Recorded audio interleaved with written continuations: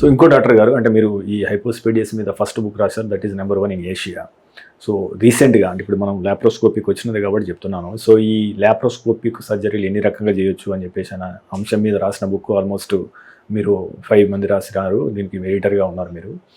So అంటే నా question ఏంటంటే, ఇప్పుడు అంతకుముందు మనం ఓపెన్ సర్జరీ చేసేది, ఇప్పుడు అంతా కీహోల్ సర్జరీ ల్యాప్రోస్కోపిక్ వస్తున్నాం. So what is the future of laparoscopic surgeon? అంటే ఇప్పుడు ఇదే సర్జరీలు మొత్తం పెరుగుతాయా? సో ఎంత % ఆఫ్ ఓపెన్ సర్జరీస్ని ల్యాప్రోస్కోపిక్ తీసుకున్నాయి? What is the future and advantage disadvantage ఏం చెప్తారు? అంటే ల్యాప్రోస్కోపీ అనేది ఒక ఇట్స్ మెథడ్. సో పొట్టలో చేస్తే ల్యాప్రోస్కోపీ అంటాము, ఛాతీలో చేస్తే థొరకోస్కోపీ అంటాము. సో ఏదైనా సరే కీ హోల్ సర్జరీ అంటారు, లేదా మినిమల్లీ ఇన్వేజివ్ సర్జరీ అంటారు, మినిమల్ యాక్సెస్ సర్జరీ అంటారు. నేను రాసిన కొత్త పుస్తకం పేరు paediatric MAPS, MAPS, minimal access paediatric surgery. నేను రాసిన కొత్త బుక్ పేరు. So this is the future. In fact this is the present. Okay. For example ఇప్పుడు అడల్ట్స్ లో కామన్ ఆపరేషన్ ఏంటి? గాల్ బ్లాడర్ తీసేయటం. చాలా మంది అడల్ట్ సర్జన్స్ కామనెస్ట్ ఆపరేషన్ వాళ్ళు చేసేది గాల్ బ్లాడర్ లో స్టోన్స్ వెరీ కామన్ కదా, అడల్ట్స్ లో చాలా కామన్ గా వస్తుంటాయి. గాల్ బ్లాడర్ తీసేస్తారు. ఈ రోజున గాల్ బ్లాడర్ తీయడానికి ఓపెన్ సర్జరీ ఎక్కడన్నా చేశారని మీరు వింటున్నారా? డిస్ట్రిక్ట్స్ లో కూడా, టౌన్స్ లో కూడా ల్యాప్రోస్కోపిక్ కోలిసిస్టెక్టమీయే చేస్తున్నారు. దీన్ని కోలిసిస్టెక్టమీ అంటారు ఆపరేషన్, గాల్ బ్లాడర్ తీసేసేది. సో ఓపెన్ కోలిసిస్టెక్టమీ నాకు తెలిసి అసలు ఇన్ఫ్యాక్ట్ మా గ్రూప్స్లో, సర్జికల్ గ్రూప్స్లో డిస్కషన్ అవుతుంటుంది. ట్రైనీస్, కొత్తగా వచ్చిన trainees surgery, MS general surgery join అయిన వాళ్ళు అసలు ఓపెన్ కోలిసిస్టెక్టమీ చూడలేదు అంటున్నారు. So it's become like that. Appendicitis open appendicectomy మనం అసలు చాలా తక్కువ కదా ఎక్కడ వింటున్నాం చరిత్ర. సో అట్లా some of the common operations అయితే రీప్లేస్ అయిపోయినాయి almost minimally invasive surgery, minimal access surgery. మనం మాట్లాడుకునేది పీడియాట్రిక్లో, ఎస్పెషల్లీ పీడియాట్రిక్లో అసలు చేయటమే కష్టం. ఎందుకంటే చిన్న పొట్ట, స్పేస్ ఉండదు, చిన్న instruments, very fine tissues. So ఈ కాంప్లెక్స్ ఆపరేషన్స్, ఎస్పెషల్లీ ఆపరేషన్స్, బ్రాడ్గా ఆపరేషన్స్ గురించి చెప్పాలంటే 2 రకాలండి. ఒకటి రిమూవల్, 2 రీకన్స్ట్రక్షన్. కట్ చేసి తీసేయడం ఒకటి. ఇప్పుడు మనం గాల్ బ్లాడర్ తీసాం, ఇట్ ఇస్ రిమూవల్. అపెండిక్స్ తీసాం, ఇట్ ఇస్ రిమూవల్. స్ప్లీన్ తీసేసాం, రిమూవల్. కిడ్నీ తీసేసాం, రిమూవల్. మనం ఇప్పుడు దాకా మాట్లాడినవన్నీ రీకన్స్ట్రక్షన్స్. మనం అసలు రిమూవల్ గురించి, ఎందుకంటే పీడియాట్రిక్ సర్జరీలో రిమూవల్స్ తక్కువ, రీకన్స్ట్రక్షన్సే ఎక్కువ. సో మనము reconstructive operations require much more skill than removals. But ఇప్పుడు పీడియాట్రిక్స్లో కూడా, రీకన్స్ట్రక్షన్స్లో కూడా majority of the operations we are able to do by minimal access surgery. నేనే కాదు, నేను చాలామందికి నేర్పించాను. చాలామంది యంగ్స్టర్స్ కూడా ఈ ఆపరేషన్స్ అన్నీ కాకపోయినా కొన్నైనా ల్యాప్రోస్కోప్ ద్వారా చేస్తున్నారు. ఫర్ ఎగ్జాంపుల్ ఒక యంగ్ సర్జన్ ఉంటాడు, అతనికి పైలోప్లాస్టీ చేయాలి ఉంటుంది. వాళ్ళకి నా దగ్గరకు వస్తారు, కొంత అబ్జర్వ్ చేస్తారు, 2-3 కేసులు చూస్తారు, నేర్చుకుంటారు. కానీ వాళ్ళు అన్ని కేసులు చేయరు ల్యాప్రోస్కోప్ తోటి. ఒక 2 months 3 months బేబీకి చేయరు, ఓపెన్ చేస్తారు. డిఫికల్ట్. ఒక 3 ఏళ్ళు 4 ఏళ్ల పిల్లవాడికి పొట్ట కొంచెం పెద్దగా ఉంటుంది కాబట్టి నో ల్యాప్రోస్కోప్. సో ఇలా, but slowly they are coming. అంటే సార్ ఇప్పుడు 2 ఇక్కడ వెళ్తాయి కదా, అప్పుడు మనకు యాంగిల్లో ఏమైనా తేడా వస్తుందా ఓపెన్ దానికి? ఇప్పుడు ఇది మనం హ్యాండ్ అయిందనుకో 360 డిగ్రీలు తిప్పొచ్చు కదా, ఇదేందనుకో అంత యాంగిల్ ఉంటుందా అనే question. Excellent question. This is the only reason, ఇదొక్క కారణం వల్లే ల్యాప్రోస్కోపిక్ రీకన్స్ట్రక్షన్స్ అందరూ చేయలేకపోతున్నారు. 360 డిగ్రీ మూమెంట్ లేకపోవడం వల్ల మూమెంట్ ఉండదు. సో ఆ ఉన్న రెస్ట్రిక్టెడ్ మూమెంట్లో యూ షుడ్ బి, మీరు ప్రాక్టీస్ అయిపోవాలి. మీరు ఆ రెస్ట్రిక్టెడ్ మూమెంట్లో ఎలా మీరు ఆ నీడిల్ తీసుకుని స్టిచ్చింగ్ ఎలా చేస్తారు, ఎలా కరెక్ట్గా కట్ చేస్తారు అనేది ప్రాక్టీస్ అయిపోవాలి. దీనివల్ల ఇప్పుడు ఏం జరుగుతుందంటే రొబాటిక్ టెక్నాలజీ పైకి వస్తుంది. Robotic technology is the future అండి, దానిలో అనుమానం లేదు. 10 ఏళ్ళు 20 ఏళ్ల తర్వాత నేను అనుకోవడం robotic will be the main thing with AI. Yes. కానీ దీనికి ఒక్క చిన్న రెండు మూడు అపోహలు ఉన్నాయి అందరిలో జనాల్లో. ఏమిటంటే రోబోటిక్ సర్జరీ అంటారు. ఇది రోబోటిక్ సర్జరీ కాదండి, it is robot assisted surgery. There is a lot of difference. Robotic surgery అంటే రోబోటే ఆపరేషన్ చేస్తున్నట్టు. రోబోట్ అసలు కథల్లో కూడా కదలదు. ఇప్పుడు శివుడాకి తెలియంది చేమైనా కొట్టదన్నట్టు ఈ రోబోట్ అట్లాగా. రోబోట్ అనేది ఒక స్లేవ్, అంటే మన సర్వెంట్. అది ఇప్పుడు మీ ఇన్స్ట్రుమెంట్ లాగా ఒక కత్తెర అనుకోండి. ఎగ్జాక్ట్లీ. ఇప్పుడు నేను కత్తెర అక్కడ పెడతాను, దాని లేచి కట్ చేస్తుందా. సో రోబోట్ కూడా అంతే.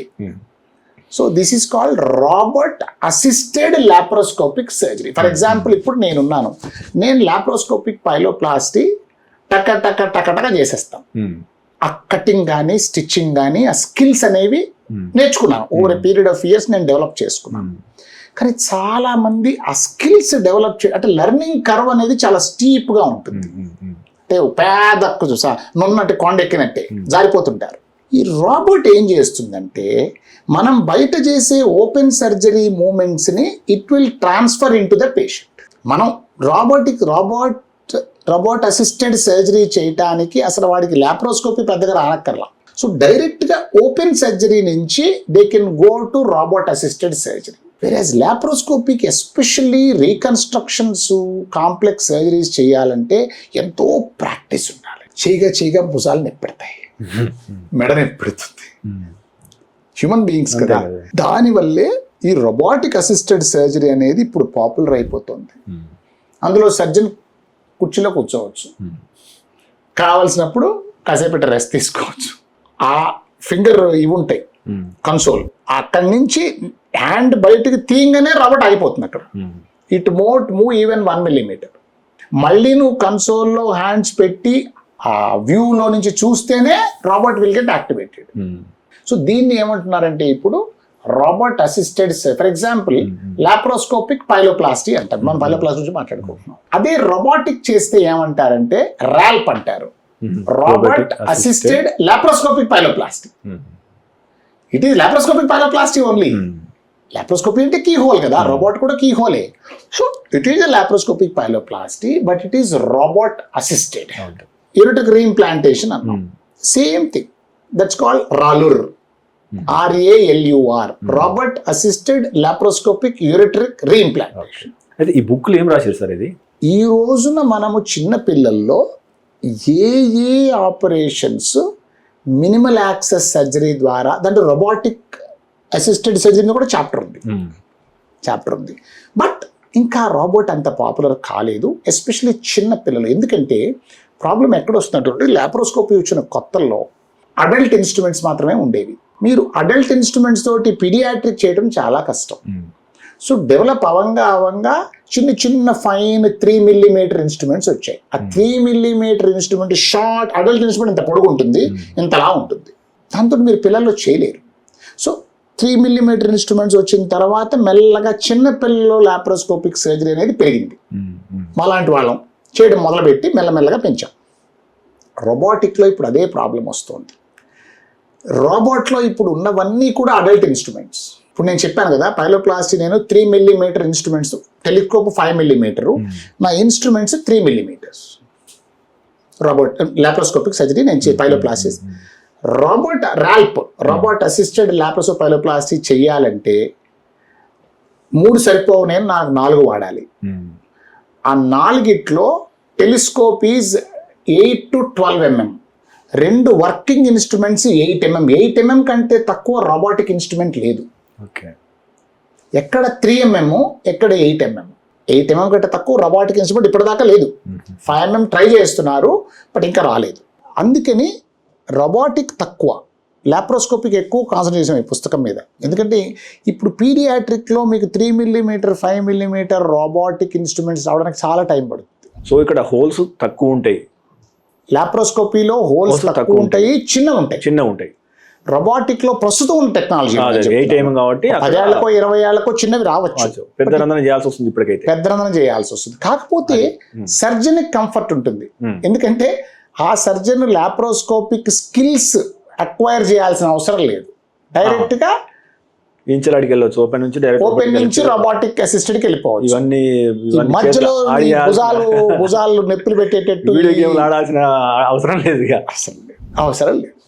సో ఈ బుక్ లో మేము రాసింది మాక్సిమం ఏంటంటే లాప్రోస్కోపిక్ సర్జరీస్, అంటే ఇప్పుడు చెస్ట్ ఉంది, పీడియాట్రిక్ థొరాసిక్ సర్జరీలో ఏ ఆపరేషన్ లాప్రోస్కోప్తో చేయొచ్చు, అవి ఎలా చేయాలి.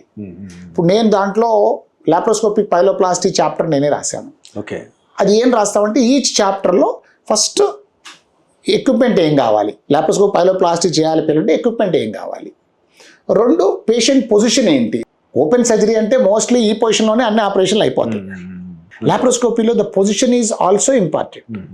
సో పైలోప్లాస్టీకి ఏం పొజిషన్ పెట్టాలి, ఆ పొజిషన్లో హోల్స్ ఎక్కడ పెట్టాలి. ఇప్పుడు మీరు అన్నారు చూసారా, యాంగిల్ రావాలి.